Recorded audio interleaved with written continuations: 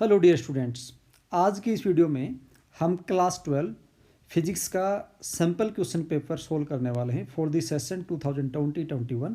It is issued by the CBSE. इससे previous हमारे जो वीडियोस हैं उसमें हमने section A, section B, section C और सेक्शन डी को सोल्व किया है। इन सभी के जो लिंक हैं वो डिस्क्रिप्शन बॉक्स में, वहाँ जाके आप देख सकते हैं। आज की वीडियो में हम सेक्शन ई को सोल्व करने वाले हैं। सेक्शन ई है, इसके अंदर 3 लॉन्ग आंसर क्वेश्चन हैं और हर क्वेश्चन के 5 मार्क्स हैं। देखिए स्टार्ट करते हैं। और ये जो सेक्शन ई है क्वेश्चन नंबर 31 से स्टार्ट होता है। सेक्शन ई क्वेश्चन नंबर 31 से स्टार्ट होता है और इसमें पहला ही क्वेश्चन है state Gauss law in electrostatics. तो पहले गॉस लॉ ही इलेक्ट्रोस्टैटिक्स में हम स्टेट करते हैं कि इलेक्ट्रोस्टैटिक्स में गॉस लॉ क्या बोलता है। तो देखिए गॉस थ्योरम इलेक्ट्रोस्टैटिक्स में क्या बोलता है। According to Gauss theorem in electrostatics, electric flux through any close surface is equal to 1 by epsilon times to the total charge enclosed by the closed surface, that is flux is equal to q divided by epsilon naught। ये इस प्रकार से कोई भी आपके पास closed surface है और इसमें सपोज करो जैसे q1, q2, q3 चार्ज हैं, एक q4 चार्ज आउटसाइड है। तो यहाँ पे जो नेट चार्ज है, नेट चार्ज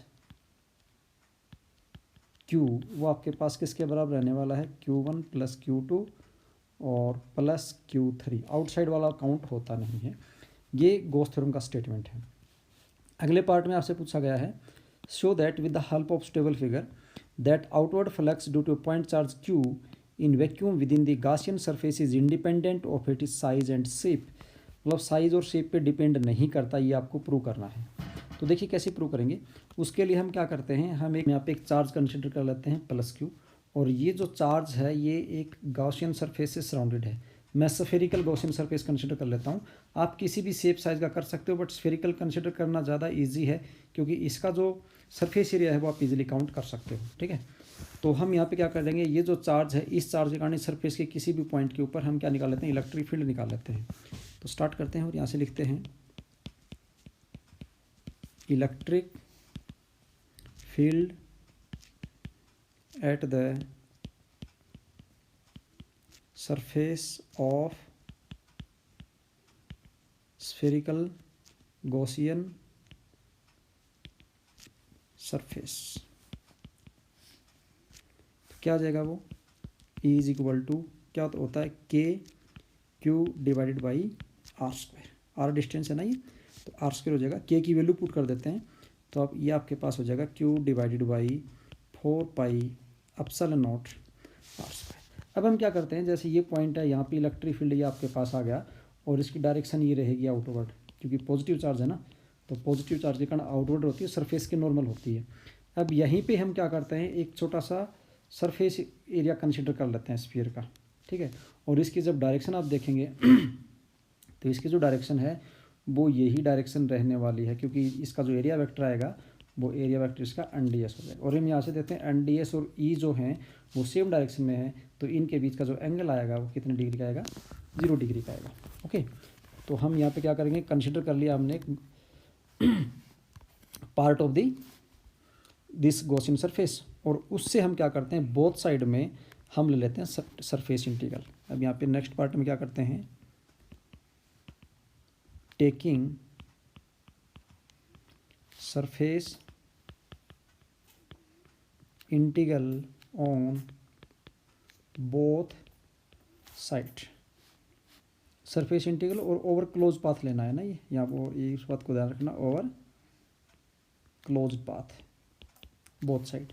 तो ये जो साइड है इधर तो आपके पास ये हो जाएगा E dot D S over the close path is equal to, ये हो जाएगा क्लोज पाथ पे Q divided by 4 pi epsilon naught R square और इनटू क्या हो जाएगा ds। इसको जब हम सोल्व करूँगा तो यहाँ से Q divided by 4 pi epsilon naught R square तो कांस्टेंट है, और ds का जो इंटीग्रेशन है वो हो जाएगा 4 पाई आर स्क्वायर, क्योंकि हम क्या करते हैं स्फेरिकल सरफेस के ऊपर इंटीग्रेट कर रहे हैं, तो उसका एरिया आ जाएगा। ये 4 पाई से 4 पाई कैंसिल हो जाएगा, आर स्क्वायर से आर स्क्वायर कैंसिल हो जाएगा। तो यहाँ से ये जो टर्म है इसको तो हम फ्लक्स बोल सकते हैं, flux electric flux E is equal to, ये हमारे पास चार्ज आया Q, ये चार्ज मैंने यहाँ पे क्या कंसिडर कर रखा था, इसको मैं फिर से आपके क्वेश्चन में क्या गिवन है, क्वेश्चन में आपके क्यू चार्ज गिवन है ना ये। तो यहाँ पे ये जो चार्ज है आप इस चार्ज को कैपिटल क्यू ही लिख के चलना ना, इसको कैपिटल क्यू लेके चलेंगे इस चार्ज को, ये कैपिटल क्यू हो जाएगा। तो फ्लक्स हमारे पास जो है वो हो जाएगा Q divided by epsilon naught. तो यहाँ से हमें क्या पता चलता है कि देखो फ्लक्स जो हमारे पास आया उसमें कहीं भी सरफेस एरिया का जिक्र नहीं हुआ, तो हम क्या लिख देंगे यहाँ पे, this shows that electric flux phi is independent on shape and size of surface. जो गॉसियन सरफेस है उसकी शेप और साइज के ऊपर फ्लक्स डिपेंड नहीं करता है। नेक्स्ट पार्ट में क्या पूछा गया, पार्ट नंबर बी में, in the figure there are 3 infinite long thin sheets. यहाँ ध्यान रखना क्या दे रखा है, लॉन्ग और थिन सीट्स दे रखा है। Okay, having the surface charge density +2 sigma -2 sigma and + sigma respectively, give the magnitude and direction of electric field. क्या फाइंड आउट करनी है, इलेक्ट्रिक फील्ड की डायरेक्शन पता करनी है। कहाँ पे, to the left of the sheet of the charge density +2 sigma. तो +2 सिग्मा तो ये है, तो हमें एक तो यहाँ पता करना है E1 कितना रहेगा, और दूसरा क्या है, and to the right of the sheet of charge density + sigma. तो राइट वाली मतलब यहाँ पता करना है, यहाँ पे E2 कितना रहेगा। इसमें कई बच्चे कंफ्यूज हैं आंसर में, और दिक्कत आपके पास क्या है, उन्होंने इस बात पे फोकस नहीं कर रहे हैं। देखो यहाँ क्या दे रखा है, थिन सीट दे रखा है ना। तो थिन सीट जब हम देते हैं तो थिन सीट के कारण जो इलेक्ट्रिक फील्ड होता है E = वो sigma divided by epsilon not होता है। और थिक सीट की वन साइड के कारण लेंगे तो होता है E = sigma divided by 2 epsilon naught. तो यहाँ ये लगभग बच्चे इस रिजल्ट को यूज़ कर रहे हैं, E = sigma divided by 2 epsilon naught. तो इसके कारण क्या हो रहा है कि उनकी रिजल्ट में जो 2 फैक्टर है वो एक्स्ट्रा आ रहा है, लेकिन यहाँ पे क्वेश्चन ने क्या बोल रखा है, थिन सीट बोल रखा है ना। तो थिन सीट के लिए आपको ये रिजल्ट यूज़ करना है। तो देखिए क्या करेंगे, जो आपके पास ये है +2 सिग्मा, इसके कारण जो इलेक्ट्रिक फील्ड है पॉजिटिव है तो बाहर की तरफ रहेगा, इधर रहेगा, तो इसकी वैल्यू रहेगी 2 sigma divided by epsilon naught. और ये माइनस वाला है, इसके कारण हो जाएगा इधर, ये जो ये है इसके कारण, तो इसके कारण हो जाएगी -2 sigma divided by epsilon naught. और जो तीसरा बचता है ये सिग्मा, इसके कारण फील्ड हो जाएगा इधर, तो वो कितना आएगा आपके पास, sigma divided by epsilon naught. तो यहाँ पे जो नेट फील्ड निकालोगे, जो E1 आएगा आपका, E1 आपके पास आएगा 2 sigma divided by epsilon naught -2 sigma divide by epsilon naught और plus sigma divided by epsilon naught. ये दोनों कैंसिल हो जाएंगे, रिजल्ट आया sigma divided by epsilon naught. तो इस साइड का रिजल्ट है सिग्मा बाई एप्सिलॉन नॉट। अब इस साइड में, इसमें देखते हैं क्या होगा। तो इसमें देखिए ये जो सीट है, इस सीट के 2 sigma divide by epsilon naught, ये जो सीट है माइनस की है, इसके कारण इधर हो जाएगा -2 sigma divided by epsilon naught, और ये जो सीट है इसके कारण हो जाएगा इधर sigma divided by epsilon naught. तो यहाँ पे नेट निकालोगे तो इन तीनों का जोड़ आएगा, ये दोनों कैंसिल हो जाएंगे, सिर्फ ये बचेगा। तो इधर भी क्या आएगा, sigma divided by epsilon naught. तो इसका answer sigma by epsilon naught और सिग्मा बाई एप्सिलॉन नॉट दोनों का आंसर ये आने वाला है। बी पार्ट हो गया 31 का। अब इसमें आपके पास एक अल्टरनेटिव भी दे रखा है, और वो क्या है, define an ideal electric dipole, give an example. Second part है derive an expression for the torque experienced by an electric dipole in uniform electric field, what is the net force acting on this dipole. इन दोनों का जो link है वो description box में है, detailed explanation वहाँ पे है, वहाँ पे जाके आप इसको देख लेना। सी पार्ट जो है, सी पार्ट में न्यूमेरिकल है, इसको हम सोल्व कर लेते हैं। सी पार्ट में क्या गिवन है, देखो सी पार्ट में न्यूमेरिकल में क्या लिखा है, जो जो बता रखा है मैं उसको 1 बाई 1 लिखते चले जाते हैं। क्या है, N electric dipole of length 2 centimetre. तो पहले डाइपोल लेंथ आपको गिवन है, डाइपोल लेंथ लिख लेते हैं 2a। 2a इक्वल टू कितना है, 2 सेंटीमीटर है, मीटर में कन्वर्ट कर लेंगे तो 2 × 10⁻⁻² मीटर हो गया है। Placed with its axis making an angle of 60 degree, mean हमें क्या गिवन है, थीटा गिवन है, theta is equal to 60 degree. With respect to uniform electric field of 10⁻⁵ newton per coulomb, मतलब इलेक्ट्रिक फील्ड की value कितनी है, वो है हमारे पास 10⁻⁵ newton per coulomb. Numerical solve करने का सबसे अच्छा तरीका है, जितना आप पढ़ते हो, जितना समझ में आता है, उस सभी को एक्सट्रैक्ट करके वो डेटा अलग अलग लिख लो पहले आप। If it experience a torque of 8√3 newton metre, torque experience किया इसने, टॉर्क कितना, 8√3 न्यूटन मीटर का टॉर्क लगा। Calculate magnitude of the charge on the dipole and potential energy. देखिए यहाँ से जो गिवन डेटा है आपके पास, जो ये डेटा गिवन है, इनसे आप चार्ज कैसे निकालोगे। तो देखो कोई भी डेटा गिवन है ना, इसका मतलब आपका सॉल्यूशन जो होता है उन डेटा के अंदर ही छुपा हुआ है। आपको यहाँ पे क्या दे रखा है, डाइपोल की लेंथ गिवन है, एंगल गिवन है, इलेक्ट्रिक फील्ड गिवन है और टॉर्क गिवन है, और यहाँ से चार्ज निकालना है। तो इसका मतलब यहाँ पे टॉर्क गिवन है, तो टॉर्क का कहीं ना कहीं यूज जरूर है। तो कैसे यूज कर सकते हो आप, देखो टॉर्क जो होता है ना, टॉर्क को आप लिख सकते हो PE sin थीटा। क्या लिख सकते हैं टॉर्क को, PE sin थीटा। तो यहाँ देखोगे आपको E भी गिवन है, थीटा भी गिवन, लेकिन P गिवन नहीं है। तो P को क्या लिख सकते हो, P को लिख सकते हो 2AQ, और ये क्या हो गया, E sin थीटा। अब सॉल्यूशन हो जाएगा। टॉर्क की वैल्यू कितनी है, 8√3, that is equal to 2A की वैल्यू कितनी है, 2 × 10⁻⁻² है। Q मुझे फाइंड आउट करना है। E की वैल्यू कितनी है, E की वैल्यू है 10⁻⁵ है, और इंटू साइन 60 डिग्री है।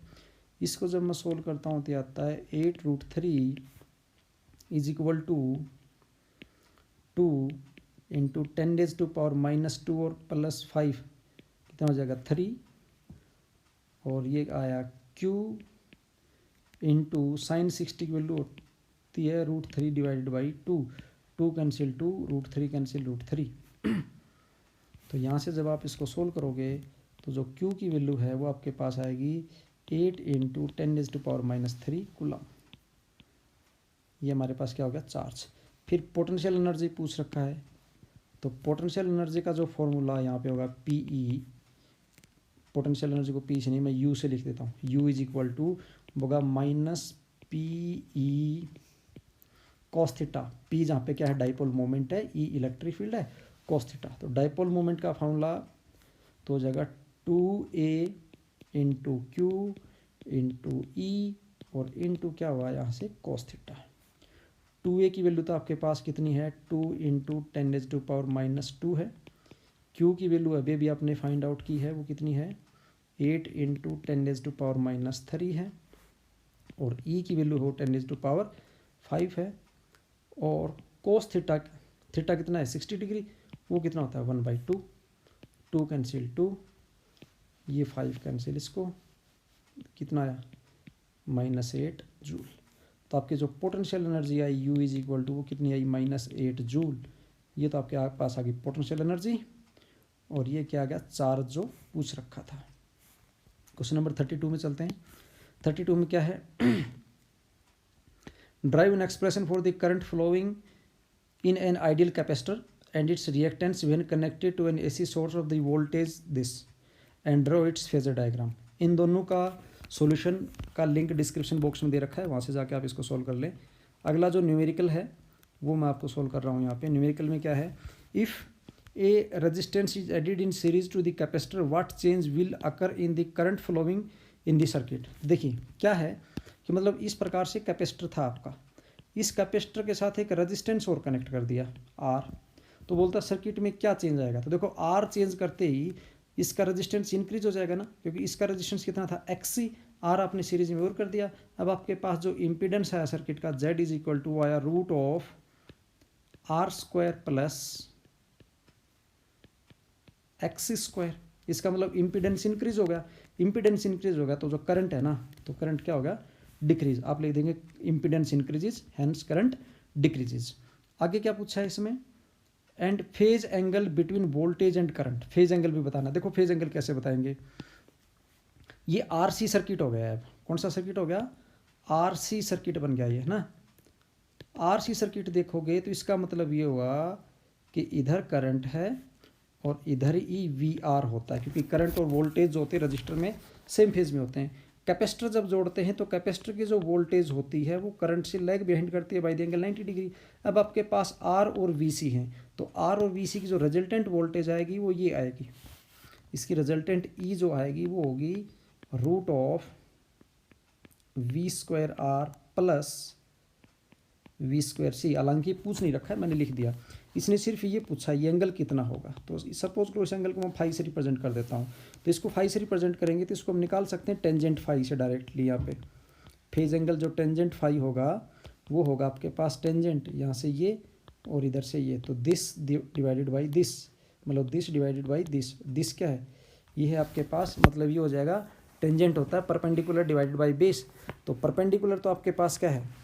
परपेंडिकुलर तो आपके पास ये है ये, तो ये तो आपके पास क्या हो जाएगा? वी सी और डिवाइड बाई बेस है ये, तो ये कितना हो जाएगा? V R. और V C by V R को आप लिख सकते हो I X C divided by I R, I cancel I, ये आपके पास हो जाएगा X C divided by R. तो यहाँ से फेज एंगल आप निकाल सकते हो। फेज एंगल आपके पास फाई है वो हो जाएगा tangent inverse X C divided by R. और यहाँ से हमें क्या पता चलता है कि इस सर्किट में करंट है वो लीड कर रहा है किससे? वोल्टेज से। Current leads the voltage. Okay, अगले क्वेश्चन में चलते हैं। इसका जो सेकंड पार्ट है, सेकंड मतलब इसका अल्टरनेटिव है, और state the principle of AC generator. Electromagnetic induction होता है पता आपको। Explain with the help of a well लेवल diagram its working and obtain expression for the EMF generated in the coil, और is it possible to generate EMF without rotating the coil? Explain. इनका जो solution है वो description box में link दे रखा है, वहाँ से जाके आप इसको देख लें। Question number 33, define a wave front, draw the diagram to show the shape of the plane wave front as they pass through a thin prism thin convex lens, state the nature of the refracted wave front, और verify Snell's law of refraction using Huygens principle. इनके भी link description box में है, वहाँ से जाके आप इन को इजीली देख सकते हैं। बहुत ही डिटेल में इसका एक्सप्लेनेशन दिया गया है। नेक्स्ट जो क्वेश्चन है वो क्या है? State two main consideration taken into account while choosing the objective of astronomical telescope. Astronomical telescope का जब ऑब्जेक्टिव सेलेक्ट करते हैं तो दो कंसिडरेशन क्या होती हैं वो आपको बतानी है। तो दो मेन कंसिडरेशन ये हैं कि उसका जो ऑब्जेक्टिव है, उसका जो एक तो अपर्चर जो होता है ना, उसका अपर्चर, और दूसरा फोकस, दोनों के दोनों लार्ज होने चाहिए। अपर्चर और फोकस दोनों क्या होने चाहिए? लार्ज होने चाहिए। तो ये दो हमारे पास मेन कंसिडरेशन होते हैं। उसके बाद है ड्रॉ ए रे diagram of refracting type telescope, state it's magnifying power. तो रिफ्रैक्टिंग टाइप टेलीस्कोप का रे डायग्राम हमें बनाना है। तो देखिए जो हमारे पास mainly refracting type telescope use होती है वो कैसग्रेनियन टाइप की यूज़ होती है, और उसमें क्या होता है कि हमारे पास इस प्रकार से ये एक ट्यूब होती है, और इस ट्यूब का ये जो क्लोजिंग एंड होता है, ये वाला क्लोजिंग एंड, इसमें हम क्या करते हैं क्लोजिंग एंड के ऊपर, क्लोजिंग एंड में यहाँ पे एक हम लगा देते हैं कॉनकेव, क्या लगा देते हैं? कॉनकेव मिरर लगाते हैं, और उसके सेंटर में हम यहाँ पे एक होल छोड़ देते हैं, और उसमें एक ट्यूब लगा के, और वहाँ पे क्या लगाते हैं? कॉन्वेक्स लेंस लगा देते हैं। ठीक है, और फिर क्या होता है कि जो लाइट रेज हैं वो इन्फिनिटी से यहाँ पे आती हैं, ऐसे इन्फिनिटी से यहाँ पे आएंगी इस प्रकार से, और ये रिफ्रैक्ट होंगी इस प्रकार से। तो ये जो रिफ्रैक्ट होती हैं इनके फोकस में जाने से पहले ही हम यहाँ पे कॉन्वेक्स लेंस लगा देते हैं, फोकस से पहले, है ना। कॉन्वेक्स मिरर लगा देते हैं, कॉन्वेक्स लेंस ही क्या लगा देते हैं? Convex mirror. अब ये कॉन्वेक्स मिरर इन रेज को इधर भेज देता है ऐसे करके, और आगे जाके यहाँ से ये इमेज हमें यहाँ पे मिल जाती है। तो इस प्रकार से ये जो है रे डायग्राम है किसका? रिफ्लेक्टिंग टाइप टेलीस्कोप का। इसमें ये जो पहले वाला मिरर था ये, इसको बोलते हैं प्राइमरी मिरर, और ये जो है इसको हम बोलते हैं सेकेंडरी मिरर। ये प्राइमरी मिरर है, ये कौन सा है? कॉनकेव है और सेकेंडरी वाला जो है वो कॉन्वेक्स है। ये जो आई पीस जो होता है वो क्या होता है, वो कॉन्वेक्स लेंस होता है। इस प्रकार से इसको हम बना देते हैं। फिर इसके अंदर क्या है, इसकी मैग्नीफाइंग पावर और इसके एडवांटेज पूछे हैं, तो उसके मैं आपको एक रिटर्न है उसका वो दिखा देता हूँ, उसमें आपको और भी हेल्प मिल जाएगी थोड़ी सी उस रिटर्न में। देखिए अगर आपके पास एग्जाम में ये आ जाता है पूरा, तो रिफ्लेक्टिंग टाइप की इसमें थ्योरी भी पूरी लिखी गई है। इस थ्योरी को आप पढ़ लें कि रिफ्लेक्टिंग टाइप टेलीस्कोप होती है, कैसग्रेनियन टेलीस्कोप होती है, उसकी ये थ्योरी है। ये मैं आपको पढ़ के आपका टाइम ख़राब नहीं करने वाला, आप इसको वीडियो को पॉज करके इसको देख सकते हैं, ठीक है। ये है और यहाँ पे ये इसकी टोटल वर्किंग गिवन है, इस प्रकार से ये इसकी वर्किंग है, ठीक। और ये कैसग्रेनियन का डायग्राम मैंने वहाँ पे ड्रॉ भी कर दिया था अच्छे से। आप यहाँ से डायग्राम इसको, ये जो डायग्राम है इस डायग्राम को यहाँ पे देख सकते हैं। ये जो डायग्राम यहाँ पे आपके पास दिख रहा है ना, ये जो मैंने कलर कर दिया है इस एरिया में, ये डायग्राम आप देख सकते हैं। फिर यहाँ से इसकी जो मैग्नीफाइंग पावर होती है उसका जो फॉर्मूला होता है m is equal to F4 divided by F E, that is R/2 divided by F E होता है। और अगर फाइनल इमेज आपकी जो होती है वो लिस्ट डिस्टेंस पे बनती है, डिस्टिंक्ट विजन पे, तो उसको हम इस फॉर्मूले से लिखते हैं। एडवांटेज जो होती हैं वो कुछ एडवांटेज ये हैं कि आपके रिफ्रैक्टिंग टाइप टेलीस्कोप जिसमें आप लेंसेज यूज़ करते हो उससे ये रिफ्लेक्टिंग टाइप अच्छी, क्यों, उसके रीज़न ये है कि जो रिफ्रैक्टिंग टाइप होती है उसके अंदर क्रोमेटिक एब्रेशन होता है, लेकिन इसमें कोई क्रोमेटिक एब्रेशन नहीं होता। क्रोमेटिक एब्रेशन का मतलब ये है कि जो लेंस होता है ना वो हर कलर को अलग अलग फोकस प्रोवाइड करता है, तो अलग अलग फोकस प्रोवाइड करता है, इसका मतलब ये हुआ कि उसका एक फिक्स फोकस नहीं होता, उसका एक क्या होता है सर्कल टाइप में बनता है जिसके अंदर आपको V I B G Y R सारे कलर्स मिलते हैं अलग अलग, एक पॉइंट नहीं मिलता है ना, उसको क्रोमेटिक एब्रेशन बोलते हैं।